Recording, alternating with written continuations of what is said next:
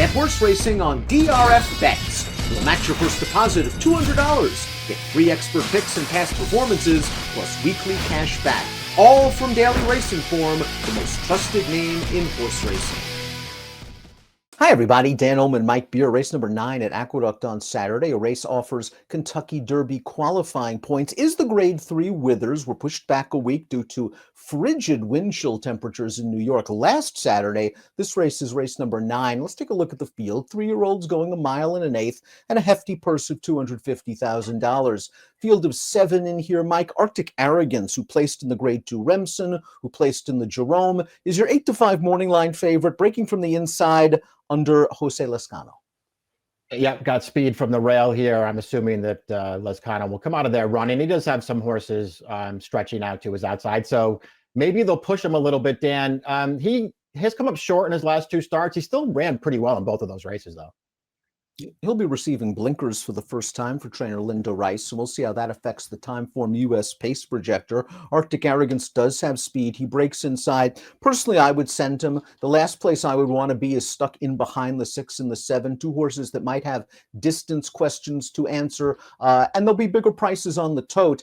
I think Andiamo a Firenze's got to go this time. They didn't last.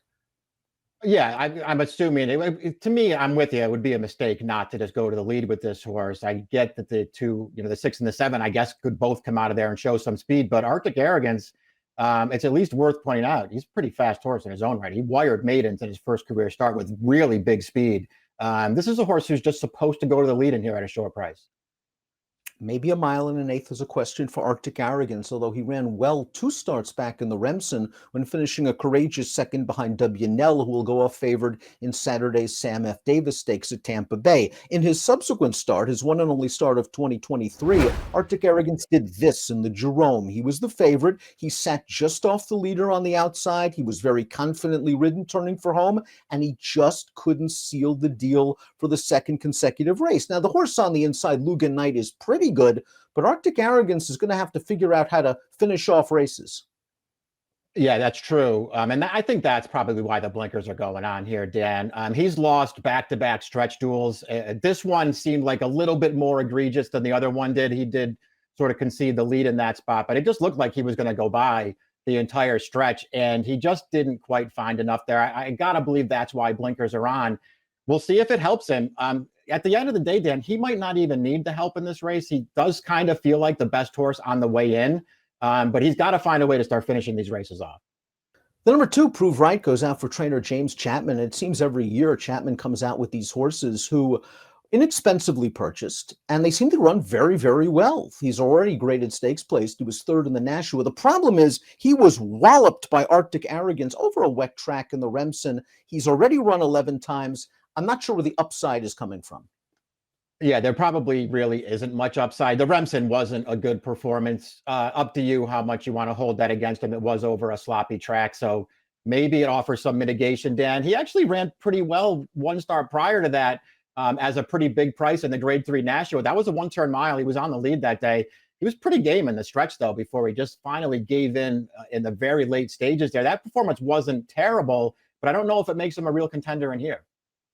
I wonder if he'll show speed in this spot, stretching all the way out from 5.5 to 1 1/8, considering that his best lifetime race came when on the lead in the Nashua. The 3 is Young Frau, going out for trainer Bill Mott. He's a son of Arrogate, who was placed first via disqualification in this race at Gulfstream Park, a maiden special. He sat just off the leader, and the interior fractions of this race were pretty solid. You saw him get forced out there by the odds-on Expect More, and Young Frau is just going to miss, and then placed first via DQ. Yeah, he's just going to miss the bob here. So it was had to be a pretty easy call to disqualify Expect More, who, by the way, did not come back and flatter this performance in his next start. But listen, this is a horse who, to me, and I actually want to hear your take on Young Frau, Dan, because I kind of feel like there's something there with him. I think he's run okay in his races so far. He just kind of feels like a horse who hasn't put it all together yet. He seems like he runs in spots sometimes in his races. I feel like there's a chance he's pretty good. I just can't really talk myself into him at this point. Well, right now, I think he just seems to lack that acceleration, that push button ness, so to speak, that you might need in these races. I think that's one of the reasons he's stretching all the way out to a mile and an eighth. I think that grinding gear is going to work at this distance. Well, Prove Right didn't come back to flatter the form of that race. At least the fourth place finisher did come back to graduate in a maiden special with an 82 buyer. Hit Show is up next, and he's coming up from Oak Lawn Park for the powerhouse Brad Cox barn. Let's watch his win last time out. This is a 2-life optional claimer, and Hit Show showed that acceleration to get into contention on the turn and into the stretch, and he goes about his business to win with a very respectable figure. Yeah, I like the move that he made to get into contention. Then I like the way he finishes this thing off in the late stages, Danny. To me, he just looks like a horse who wants more distance. I think that could be key now as they stretch him out to 9 furlongs in this race. He also showed a lot of potential, I thought, in his career debut, where he just had to sit in behind horses and wait for a long time before he finally got the seam. And once he got it, he just accelerated on through. I like the way he finishes his races. He's got the pedigree to get better as the distances get longer, and he comes off of a really nice win. And there's a chance this pace heats up for him, and he knows, that he can sit just off of the pace and come with a late kick, as can the 5 General Banker. I'm a fan of this New York bred, but the spots just now keep getting tougher and tougher for him. He was a good winner of the New York Stallion Series against fellow state breds 2 starts back over a wet track. Didn't have the greatest trip in the Jerome, but was no match for Arctic Arrogance. Yeah, I felt the same way about him. He was stuck wide in that race, but I don't think it was a huge excuse, and he never really got himself into contention. He did look good winning 2 starts back. I feel like he's the kind of horse who is gradually improving through racing, but he still has to answer the distance question, and he's probably got to improve again. The number 6, 90% Maddie, is a Pennsylvania bred who defeated state breds in a stakes race at Park Sprinting in his second lifetime start. Trainer Butch Reed is so sharp. It fascinates me that he's putting 90% Maddie in this race, going a mile and an eighth off this effort, where he ran second in the Park's juvenile sprinting. Remember, on Saturday at Aqueduct, they're running the Jimmy Winkfield at 6 furlongs. 90% Maddie probably fits better there from a class standpoint, maybe from a distance standpoint, but Reed's going to opt for the tougher spot, and I think that's a good vote of confidence. Yeah, that's a really good point, Dan. It's very interesting to see him in this field because ultimately, even though he's along for second in this race, it didn't really necessarily feel like it was the kind of effort that suggests he wants to go longer. He was actually part of the pace early there, dropped back on the turn like it was going to be nowhere, and then was just sort of grinding at the end to get back up for second. I can't say that I like either of his last 2 starts all that much, although he did start out with some potential.